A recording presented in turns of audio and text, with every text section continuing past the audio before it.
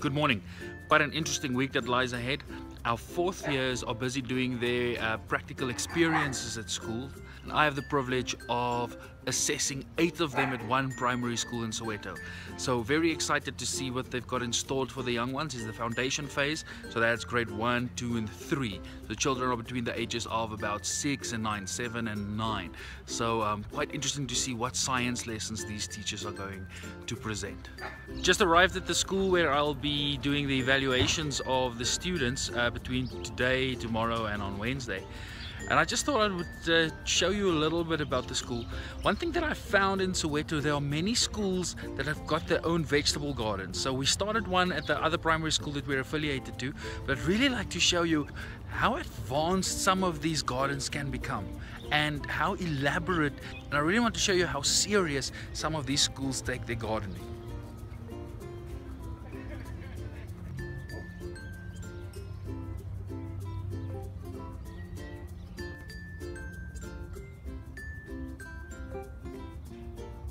Just look at all of these vegetable patches. I'm truly inspired to see how they really take matters into their own hands and they ensure that there's food for the community. What the school would do is they would sell these vegetables to people in the community as fundraising for the school. Oh, plants are important. Oh, plants are important. Oh, plants are important.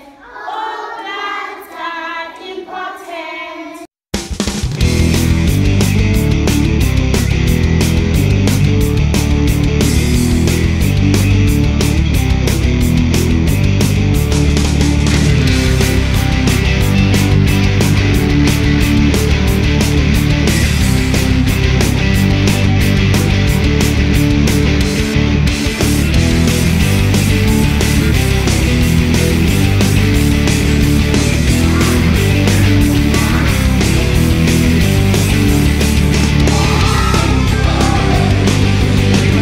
Tuesday morning, I'm on my way back to Soweto, going to evaluate some more fourth year students for their lessons. It's their final crit. Really looking forward to what they did. Very impressed with what the 3 students did yesterday. But then, of course, I was very impressed with the school as well. I showed you the video clips of the vegetable gardens. But after that, I spoke to some of the teachers, and it's more than just a vegetable garden. They are so invested in the community, and the whole school functions on the principle that if the community thinks that the school is, or that they're part of the school community and that they benefit from the school, that they take ownership of the school and responsibility of the school. So in that way, you don't really find that there's too many break-ins, or you don't find that people would burn down the school typically, because they've got ownership of the school. And I would really love to see more South African schools going that way, valuing the contribution of the communities around the school. But then I get home, I see social media, and I just see this absolute uproar happening in Pretoria. Now, a lot of people think, oh, what's the big fuss? It's only hair. And in this day and age, I can't understand how school management is so desensitized to what the people in their community really feel. How do you ostracize somebody based on their hair? It just makes no sense to me whatsoever. I can remember, or maybe before I say that, the issue here, the superficial issue, I might add, is the fact that it's part of the code of conduct. It's part of the school's rules. So your hair has to be neat and tidy. I don't know what the specific school's code of conduct is and how they enforce it. I really hope they've got the right policies in place, because this is going to turn into a big mess for them, I'm sure. So there are school rules for a reason. There's code of conduct for a reason. That ensures that a normal school day can function without hassle. People can be educated, and we're all happy and going ahead with our lives. But now here's the question. Who makes, or who decides on these conduct rules? Ideally, you would have the community come together and decide what is best for our school. Now, if these rules, if these code of conduct rules are just set by somebody at the top going down or by previous school government bodies, there's a bit of a problem. Communities change. The students coming into the school, the demographics of the students coming into the school change. So if you don't change or adapt your code of conduct as the community changes, you start seeing an issue like we do here. In essence, schools shouldn't think that they're an island. Schools are part of the community, they are products of the community, but they also produce the members of the future community.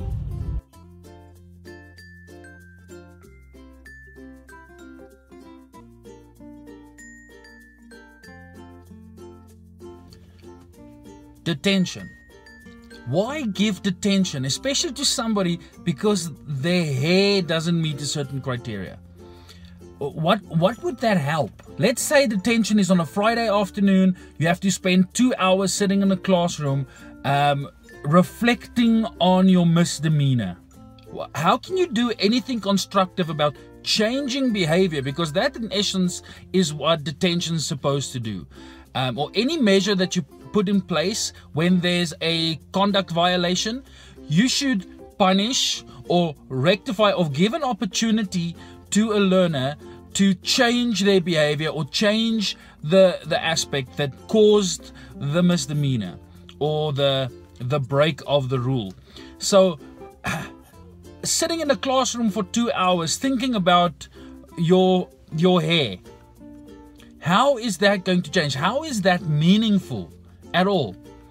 I hated being on detention duty because I didn't agree with the system.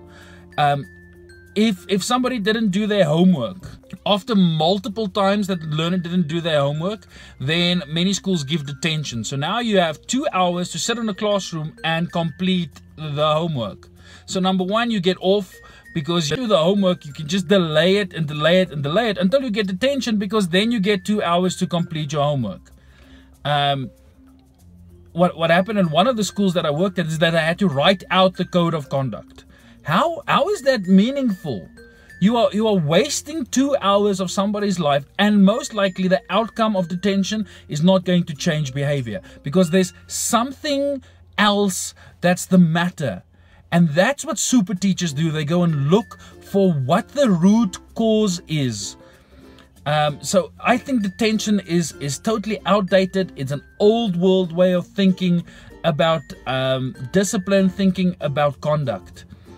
We really need some excellent leaderships in schools to start tackling these questions. The problem is many teachers, when they start working at the school, they don't question the status quo.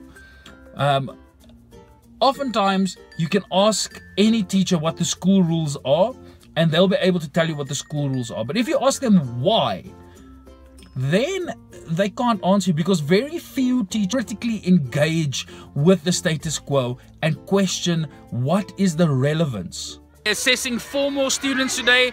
Really looking forward to what they've got installed for the children.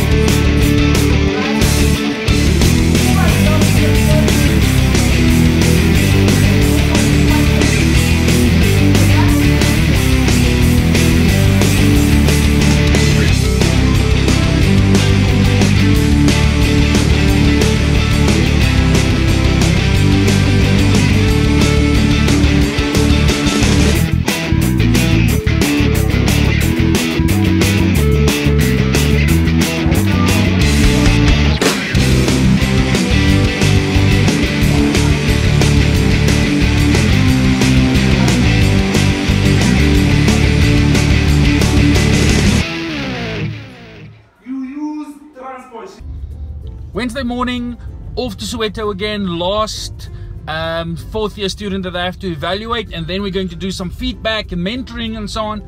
But today is back to back. I'm actually overlapping on a lot of my appointments. It's just a crazy day, and I don't think it's going to get much better for the rest of the week.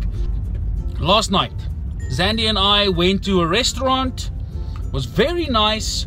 The intention was just quickly grab something to eat, because a lot of restaurants do like specials during the week, so it's actually much cheaper than eating out over the weekend.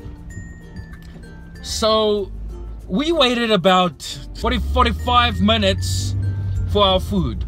Now, that's not really the issue. I'm quite patient, but geez, at some point something needs to happen. The issue for me was nobody really came to tell us what the problem is. Now, eventually I found out the waiter made a mistake. He entered the order onto the electronic system, but never pressed a certain button that sends it through to the kitchen or whatever.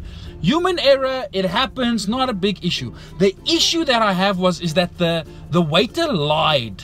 When I asked him what's the matter, what's taking so long, he's like, no, the lasagna is ready, but the pizza, there's so many people ordering the special that the pizza is in the back of the queue and it's taking so long. So of course, the good-natured person that I am accepted the explanation, but when like 10 people that came to the restaurant after us were served and they went home, there was one couple that actually paid. They arrived like 10 minutes after us, and then they then they left and paid and left. Then I got suspicious. So the issue for me here was the waiter lied about what he did. In short, do not lie to me. There's nothing more than I hate than people lying to me. But just own up to your mistake. If he said, sir, I made a mistake, unfortunately your food will take a little bit longer, just be honest, own your mistake, and then everything would be fine. So in that vein, my brother just notified me that there's a spelling error on one of the videos I posted on Facebook during the week. Oops. I'm owning my mistake. There's no excuse for it really. I could think of a lot of them, but I'm not making any excuses. So in the future, I'll just try and sort out my spelling. If maybe you pick up what the error is, go watch on Facebook. I also posted it on this channel. Yeah, it's the previous video that I posted on this channel. If you pick it up, let me know, all you grammar Nazis. Right, let's get this day started.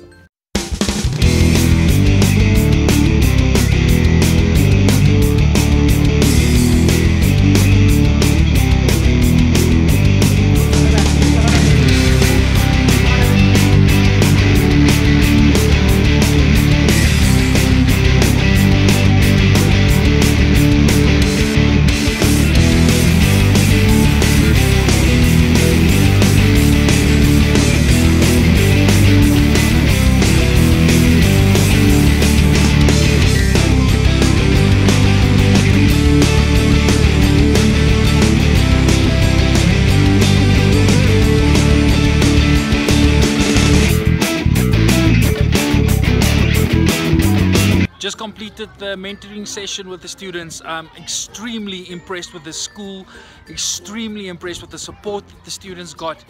I really hope that there are more of these super schools in this country, and I'm sure